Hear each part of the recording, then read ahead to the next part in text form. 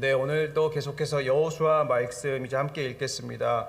이제 하나님께서 이스라엘을 본격적으로 가나안 땅을 정복을 위해서 준비를 시키는 장면들을 저희가 지금까지 함께 보았었고, 이제 특별히 저희가 함께 보았던 것은 이스라엘이 요단강을 건너고 난 뒤에 길갈이라는 장소에서 할례를 행하고 유월절을 지키게 되는 장면을 보게 됩니다. 그러니까 결국에 당장 가나안을 정복하는 것보다 우리의 삶에도 적용을 해보면은 삶에 닥친 어떻게 보면은 문제를 당장 해결하려고 하는 것보다 더욱 중요한 것은 이스라엘과 하나님과의 관계 회복, 그렇죠? 그리고 나와 하나님과의 관계, 이 관계가 올바른 상황에 있는 것이 어떻게 보면은 더 중요하다는 것입니다. 결국에 하나님의 말씀을 따르고 그의 언약을 중요시하게 여기는 것이 하나님께서 이스라엘에게 또 우리에게 참으로 원하시는 것이라는 것을 함께 생각을 해볼 수 있었습니다.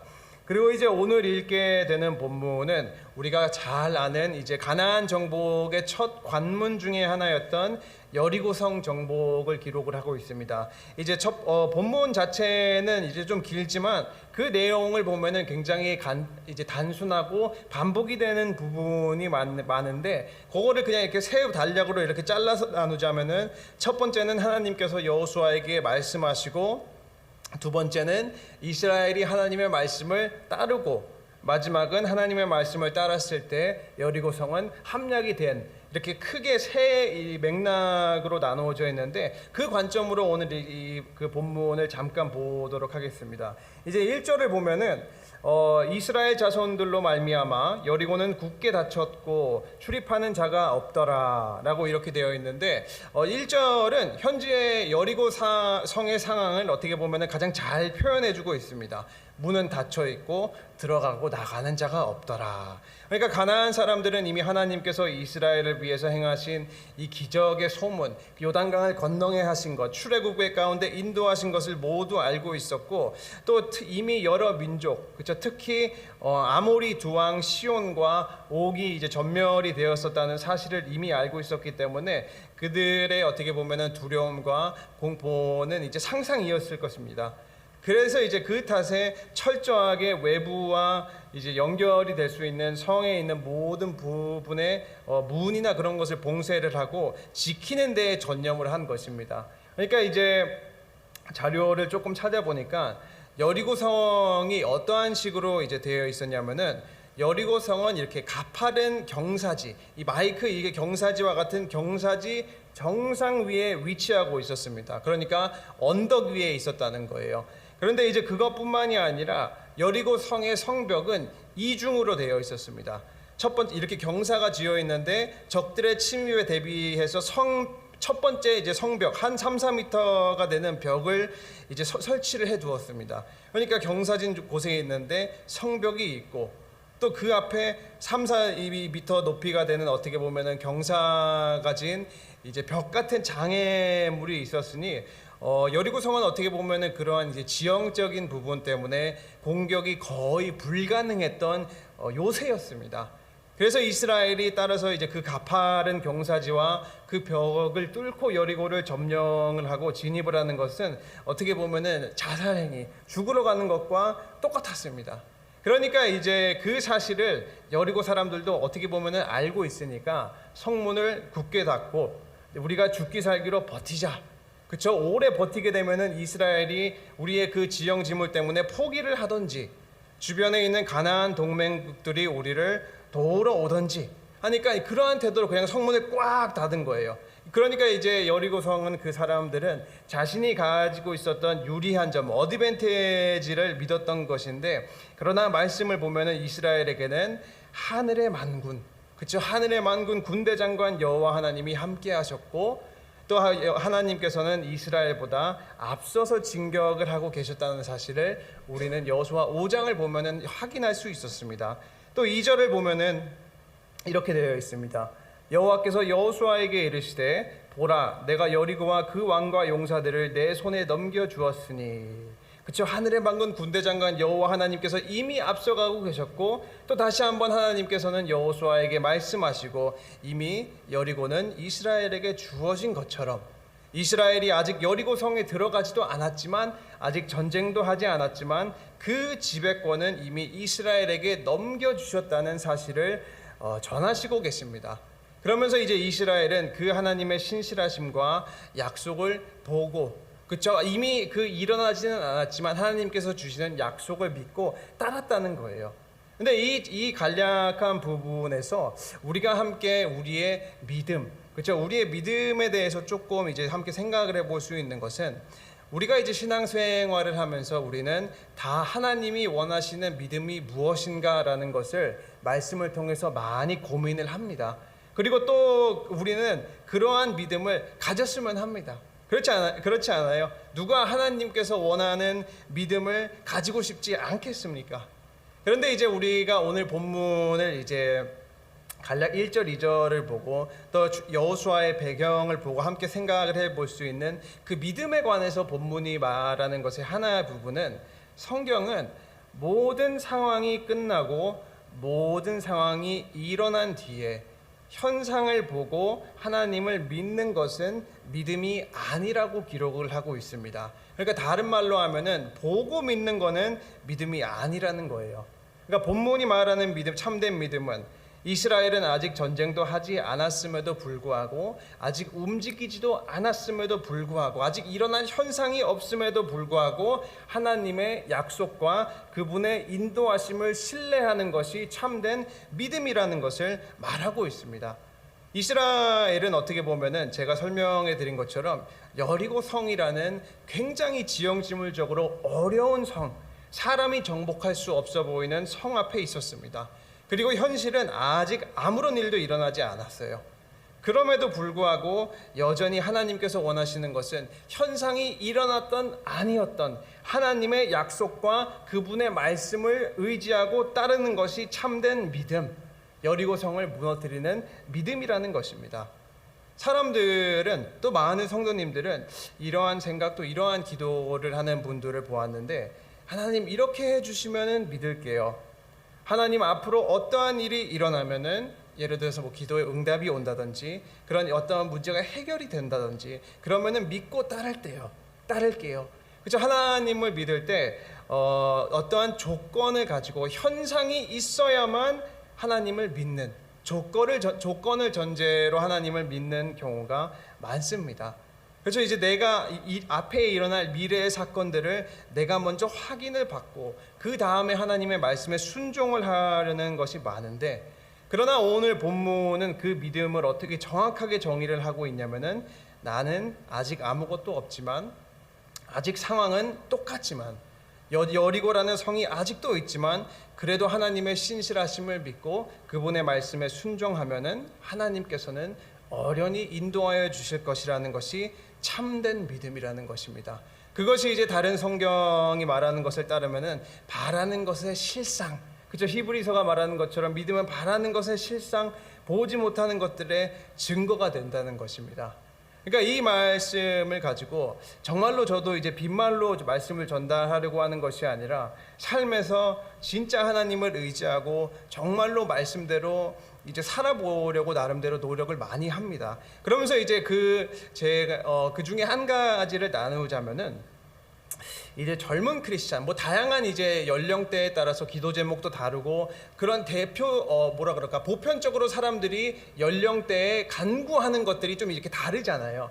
그런데 이제 젊은 사람들, 제 나이 또래 크리스찬들이 많이 기도하는 것 중에 하나가 무엇이겠습니까? 배우자 기도 아니겠습니까? 배우자 기도 또는 뭐 진로 기도, 이렇게 될 수가 있는데, 그런데 이제 대부분 젊은 사람들이 가지고 있는 많은 기도 제목 중에서 큰 부분을 차지하는 것이 어떻게 보면은 배우자 기도일 것입니다. 어떠한 사람을 만나서 결혼할까, 이것에 관해서 기도도 하고, 또는 그것이 저의 기도, 젊은 사람의 기도가 아니라 부모의 기도가 될 수 있고, 뭐 아들이 이러한 여자, 이러한 남자 만나게 해주세요. 그런데 이제 저는 배우자 기도를 안 했습니다. 사실 하나도 안 했습니다. 물론 이제 기도를 안 했다는 것은 아니고 배우자 기도는 안 했어요. 그리고 만약에 젊은 사람들하고 제가 얘기할 기회가 되면은 굳이 배우자 기도를 할 필요가 있나라는 말을 합니다. 왜냐면은 대부분 우리가 배우자 기도라는 것은 그렇잖아요.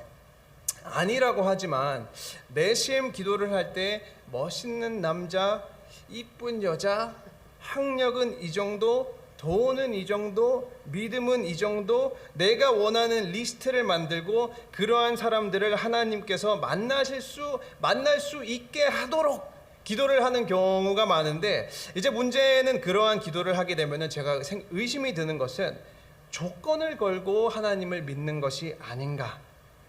그러한 기도를 하는 사람은 하나님께서 내 삶을 얼만큼 인도하신다는 사실을 얼만큼 믿고 있는가, 하나님은 모든 일을 협력하여 선을 이루고 계신다는 사실을 얼만큼 마음에 품고는 있는가. 그쵸? 혹시 하나님을 조건을 가지고 믿는 것이 아닌가라는 생각이 들더라고요. 그래서 이제 제가 또 그리고 말하는 게, 만약에 당신이 정말로 좋은 사람, 정말로 스펙이나 배경이 있는 사람, 섬기는 사람, 믿음이 있는 사람, 노력하는 사람, 그러한 사람들을 만나고 싶으면은 네가 먼저 그 사람이 되라. 그렇죠? 그러한 내가 먼저 노력을 해서 공부도 해서 학력도 키우고 일도 열심히 하고 또 그리스도의 말씀으로 내 자신을 깎으면은 하나님께서 어련하게 비슷한 사람을 보내주실 것이다.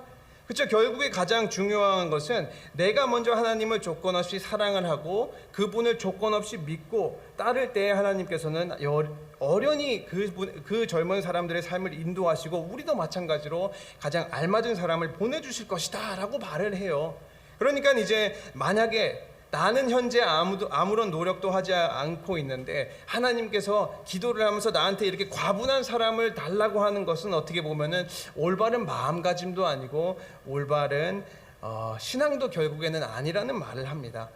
그러니까 결국에 이 하나의 예를 가지고 연령대가 다르면은 기도하는 제목이 다 다르잖아요. 근데 이 하나의 예를 가지고 또 본문을 가지고 우리가 함께 생각을 해볼 수 있는 것은, 이스라엘 가운데는 여리고라는 성이 아직까지 견고하게 있었고 때로는 우리 성도님들의 삶 가운데서도 분명히 지나고 계시는 시간, 가지고 계시는 고민과 문제가 있으실 텐데 우리는 그때 조건을 걸어서, 그렇죠? 하나님 이 문제를 해결해 주시면 내가 더 하나님을 잘 믿을게요. 멋있는 배우자를 주시면 하나님을 믿을게요 라고 이제 조건을 걸어서 하나님을 믿는 것이 아니라, 오늘 본문이 말하는 것처럼 현상은 어떻든지, 상황이 좋든지 나쁘든지, 여리고가 무너졌든지 무너지지 않든지 조건이 없이 하나님을 믿고 따르는 것이 참된 믿음이라는 것입니다. 참된 믿음. 이제 다시 그것을 가지고 본문을 보면은 하나님께서는 이제 이 믿음을, 그 여리고성이 무너지게 하는 믿음을 더욱 구체화시켜 주시기 위해서 무엇을 해야 하는지를 말씀을 하시는 게 이제 3절에서 5절입니다. 이렇게 되어 있습니다. 너희 모든 군사는 그 성을 둘러 성 주위를 매일 한 번씩 돌되 엿새 동안을 그리하라. 제사장 7은 7 양육 나팔을 잡고 언약궤 앞에서 나아갈 것이요, 7째 날에는 그 성을 7번 돌며 그 제사장들은 나팔을 불 것이며, 제사장들이 양각 나팔을 길게 불어 그 나팔 소리가 너희에게 들릴 때에는 백성은 다 큰 소리로 외쳐 부를 것이라. 그리하면 그 성벽이 무너져 내리니 백성은 각기 앞으로 올라갈지니라 하시매. 이제 이 내용을 간략하게 요약을 하면은 이렇습니다. 하루에 한 번 6일 동안 이스라엘은 여리고성 주위를 돌게 됩니다. 그리고 이제 성 주위를 도는데 7 제사장들이 7 나팔을 가지고 언약궤 앞에 서서 걸어가게 됩니다.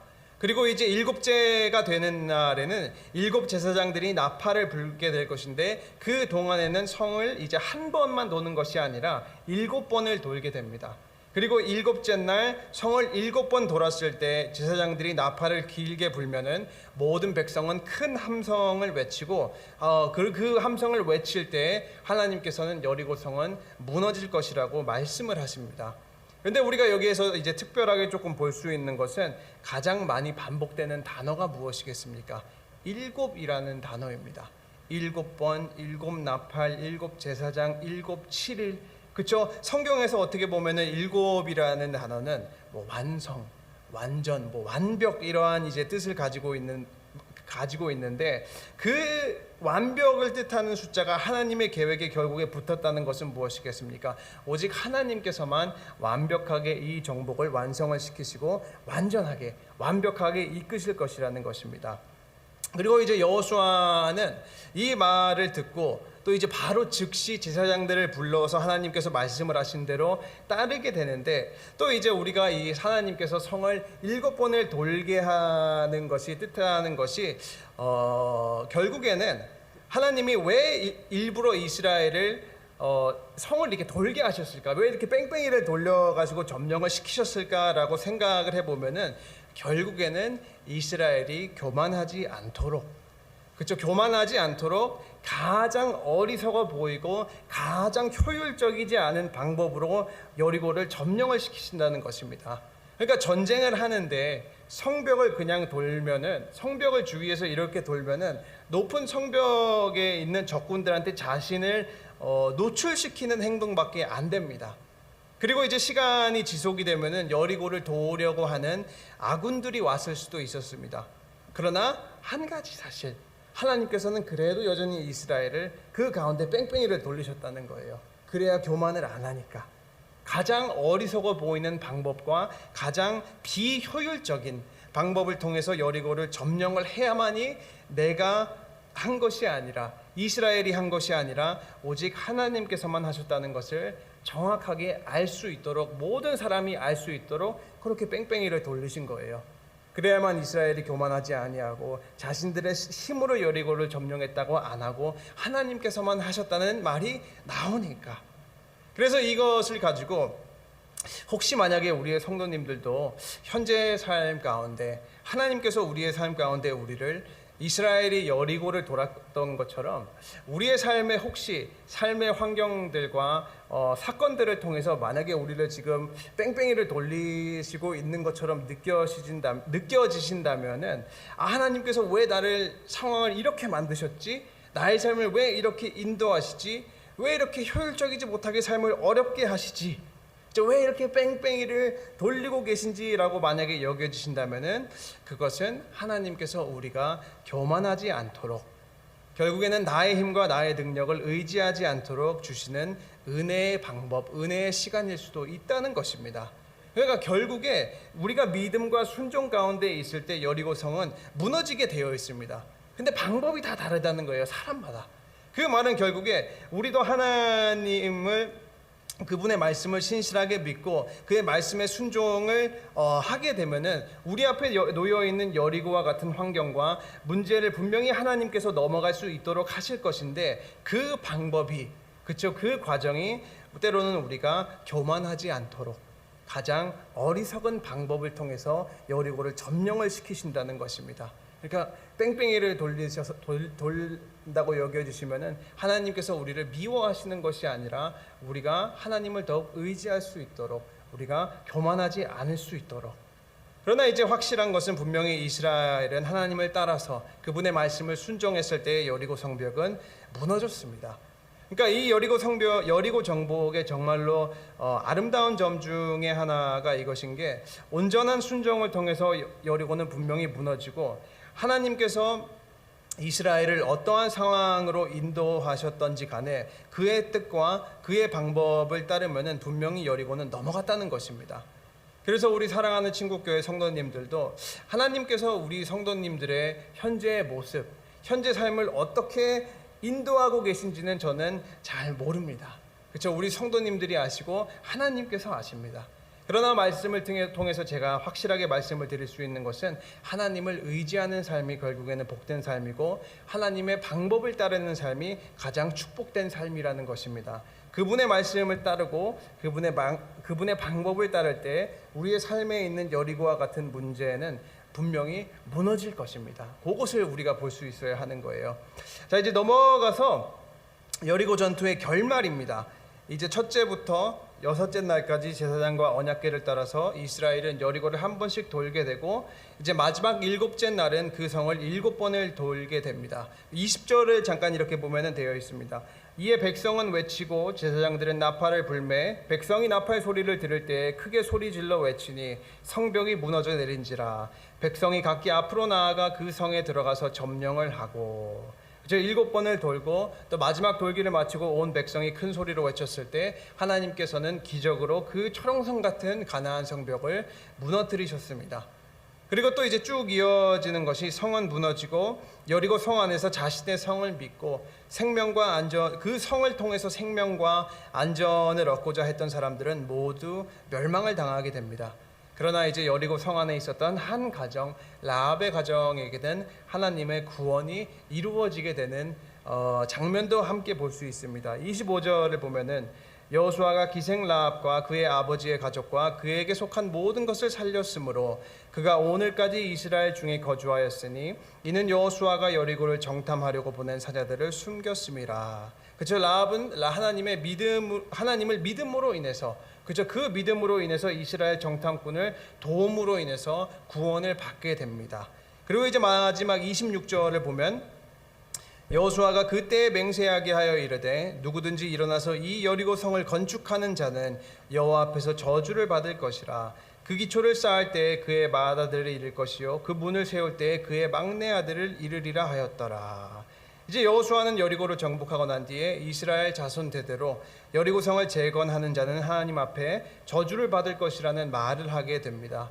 이제 폐허가 된 여리고는 악인들에 대한 하나님의 결국에 어떻게 보면은 심판이었고 하나님의 구원을 상징했기 때문에 그 장소를 그대로 두라고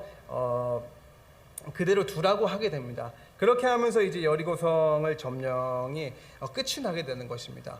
어떻게 보면은 제가 굉장히 그냥 간략하게 이렇게 잘라서 조금 설명 표현을 하기는 했지만 그래도 우리가 이 본문을 통해서 확실하게 마음에 새길 수 있는 것은 나는 누구의 방법을 따르고 있는가, 나의 방법을 따르고 있는가, 하나님의 방법을 따르고 있는가, 요 두 가지를 우리가 점검을 해봐야 한다는 것입니다. 혹시 우리 사랑하는 친구교회 성도님들도 우리 삶에 있는 문제와 어려움을 나의 방법으로, 나의 소견대로 해결하려고 하는 모습이 여전히 있을 수도 있다는 것입니다. 그러나 오늘 본문은 명확하게 오직 하나님께서만 우리의 삶을 인도하시고 우리의 삶을 주관하실 것이라는 것을 정확히 나타납니다. 그렇기 때문에 우리는 나의 방식이 아니라 하나님의 방식을 따라야 하고 하나님의 방식을 따른다고 해서 절대로 손해를 보는 것은 하나도 없습니다. 그러한 관점에서 보면은 무너진 여리고성, 점령된 여리고성은 자신을 의지하고 세상의 방법을 의지했던 사람들의 결과물인 것입니다. 어떻게 보면은 여리고성에 있는 사람들은 자신의 그 철옹성만 믿고 어떻게 해서든 버텨보자라고 자신의 방법을 믿었는데 또 반대로 이스라엘은 하나님의 방법을 믿었다는 거예요. 하나님의 방법을 믿었을 때 여리고는 무너졌습니다.